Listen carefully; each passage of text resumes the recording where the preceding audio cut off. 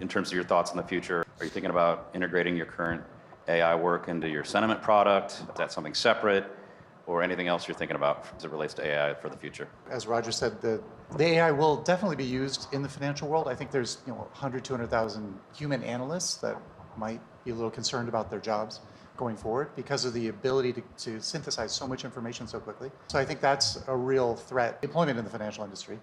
At the same time, it's the human analyst's ability to find the needle in the haystack, to look across models. So the creativity of analysts is going to become much more valuable, and I think that's true of all of us. We have to be creative, we have to be thoughtful and curious.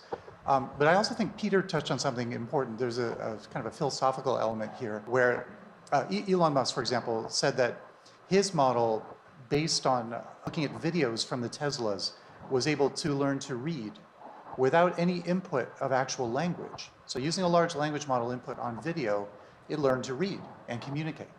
So that's interesting. Something about the physical representation of the world is reflected in our language, maybe in our brain structure. And I think some of these insights going forward are going to teach us more about what it means to be human. How do we improve education for ourselves? How do psychiatrists by training? So here we go. But how do we become more human, actually, it's just the transition that's happened through the Industrial Revolution. Our grandparents who had to work in factories on assembly lines. Now it's becoming much more a world of creativity and allowing these models to offset even what seem to be complex reasoning. So it's going to be a really interesting world, and I think in the next decade will transform how we understand ourselves, many of the systems we live in.